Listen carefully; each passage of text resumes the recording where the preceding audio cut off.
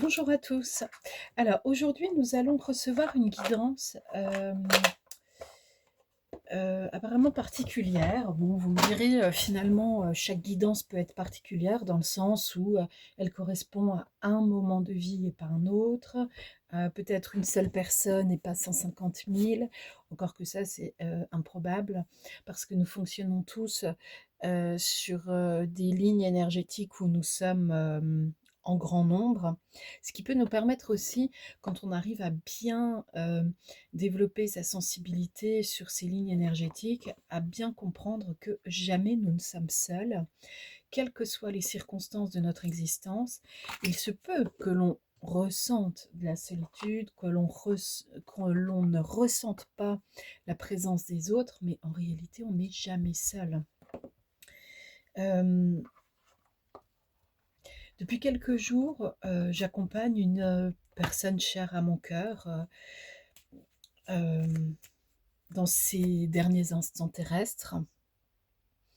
Les derniers instants terrestres sont ceux évidemment où l'on quitte son corps physique, ce qu'on devient, pour devenir ce que l'on appelle défunt, mort. Mais finalement, les derniers instants terrestres sont ces quelques semaines avant que l'âme quitte le corps physique, et puis un petit temps après. Et il y a besoin souvent de prendre soin, par exemple quand il y a des crémations, etc. Et ce que je peux vous dire, c'est que malgré que la personne s'est retrouvée dans une difficulté physique, matérielle, ne pouvant joindre par des messages, des coups de téléphone, etc., forcément tous ceux à qui elle aurait voulu dire un mot. En réalité, il y a le ressenti, la télépathie, et finalement, on peut être présent, on peut être en lien, on peut accompagner, on peut tenir la main à distance de cette personne qui s'en va. Nous avons tous autour de nous des personnes qui s'en vont et qui l'avaient prévu, qui ne l'avaient pas prévu, qui y avaient cru, qui n'y avaient pas cru, qui pensaient s'en tirer, qui pensaient ne pas s'en tirer. Vous comprenez bien que tous les cas de figure sont possibles. C'est comme dans tout le reste de l'existence. Tous les cas de figure sont possibles, seulement pour parfois partir sur un autre chemin que celui qui a déjà été entériné euh, dans le monde physique, cela demande plus d'efforts. Et il y a une seule chose à laquelle on ne peut plus résister à arriver un moment, c'est la décision de s'en aller, de mourir. Chaque personne qui s'en va observer sa vie dans les 4 mois à peu près avant la date de décès, et vous verrez que quelque chose avait lâché, que la personne avait glissé un mot, entendu ou pas, un geste, un acte, mais quelque chose avait dit, moi j'arrête ici, j'arrête. Et c'est le choix individuel, évidemment, à respecter, qu'il fasse mal ou pas. Nous ne sommes pas dans les chaussures de l'autre, jamais. Même quand on est dans une grande empathie et que pendant quelques secondes, nous percevons avec une ouverture de cœur insensée ce que l'autre est en train de vivre, on le perçoit pendant quelques secondes et puis après on revient à soi et l'autre revient en lui, en elle. Pour tous ceux qui sont en train de perdre quelqu'un durant cette vague qui rappelle plusieurs âmes à elle, euh, soyez assurés que par la pensée, vous pouvez les accompagner depuis votre cœur. Si cela vous agrée et vous demande un peu d'effort, parce que ça ne vous met pas à l'aise, vous pouvez néanmoins avoir le rôle de messager. Ce n'est pas le rôle de passeur, ça c'est quelqu'un d'autre qui le fera, mais vous pouvez avoir le rôle de messager. Et si vous ne savez pas exactement ce que c'est, si vous êtes un peu perdu durant cette phase, vous pouvez me contacter. Ici, nous avons une première carte, les frappeurs. Nous sommes dans le monde éthérique Et,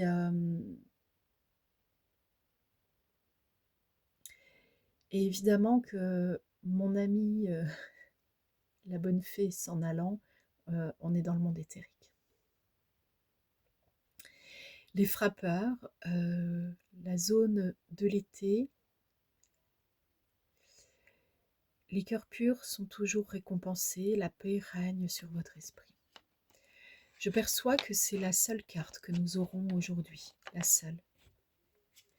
Dans le monde éthérique, il y a, donc c'est un monde subtil, parallèle, appelez ça comme vous voulez, mais disons qu'à partir du moment où vous comprenez et vous admettez que l'être humain a une âme, eh bien cette âme, évidemment, n'a pas toujours été sur Terre et elle ne le sera pas toujours, donc il y a bien des autres lieux qui existent. Bon.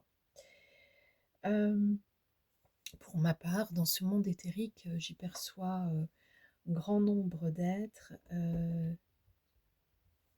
des êtres dont émane une lumière, une douceur et une possibilité d'organisation et de construction dans la pensée qui nous permettent de comprendre la mission terrestre de certaines personnes. Les cœurs purs sont toujours récompensés, la paix règne sur votre esprit. La paix règne sur votre esprit à partir du moment où vous l'acceptez. Si vous vous dites « Ah mon Dieu, mon Dieu, mon Dieu, que je suis malheureux, que je suis malheureuse et que c'est douloureux et que c'est absolument affreux et ainsi de suite », évidemment que vous construisez quelque chose qui va durer, qui va être douloureux, c'est affreux et ainsi de suite. Lorsqu'il se passe quelque chose dans notre existence, quel que soit cet événement, il y a un temps d'adaptation, d'intégration de la nouvelle information. Vous aviez pu, par exemple, vous préparer à gagner un jour au loto une énorme somme, et quand cette énorme somme arrive, vous n'y croyez pas. Eh bien, il faut vous y préparer un peu. Et puis finalement, ça ne servira pas à grand-chose, parce que vous vous préparez à quelque chose que vous ne connaissez pas. Alors c'est simplement une sorte d'anticipation, cette préparation, qui vous enlève aussi de la peur de ne pas savoir maîtriser, de ne pas savoir contrôler.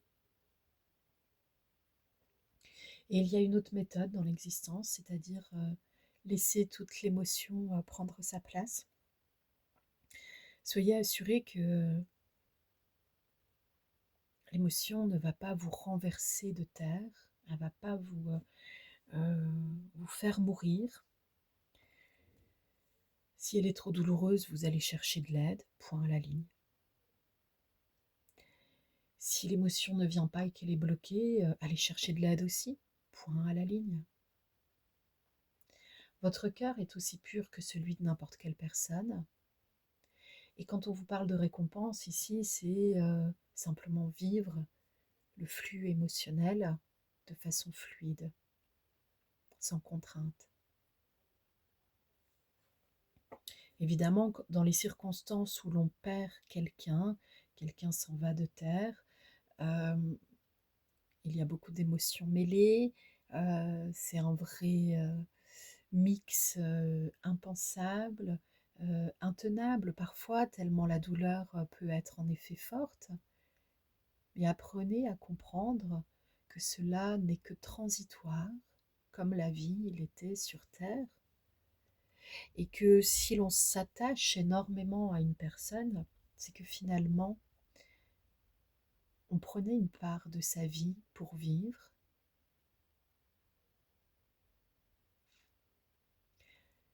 Comme la moule s'accroche à son rocher. Et est-ce que nous avons à vivre comme cela tout le temps? Il y a des relations fusionnelles qui sont en fait des cordons ombilicaux mal coupés. Quel que soit l'âge, cela est douloureux quand cela se coupe de force par le départ physique de terre de l'un ou l'une de ces personnes. Et quelque part, quand cela nous est déjà arrivé, par exemple avec un parent, cela peut recommencer avec un enfant, un ami, une amie, des proches, peu importe. Cependant, un cœur pur, c'est aussi celui qui sait identifier qui est qui et pourquoi telle personne est à telle place. Parfois, vous saurez reconnaître que vous êtes dans un espace éphémère à partager avec quelqu'un. Éphémère, ce n'est pas ad vitam aeternam. Les esprits frappeurs sont parfois compris, si on ne parle pas du tout du monde éthérique, féerique, comme des esprits qui posent problème, vont secouer les tables et je ne sais quoi. Bon. Alors écoutez, en fait, on peut aussi se dire que parfois, on a des informations qui sont mauvaises.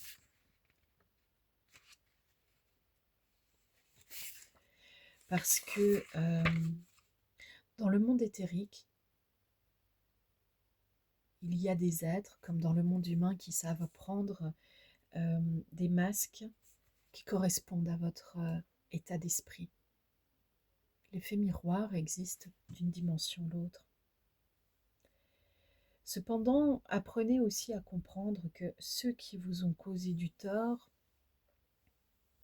que vous pourriez identifier comme des frappeurs, finiront par en payer les conséquences, comme vous-même, si vous avez causé du tort, vous finirez par en payer les conséquences. Puisque c'est pas une histoire là de karma, c'est simplement que pour causer du tort à quelqu'un, il faut l'avoir pensé.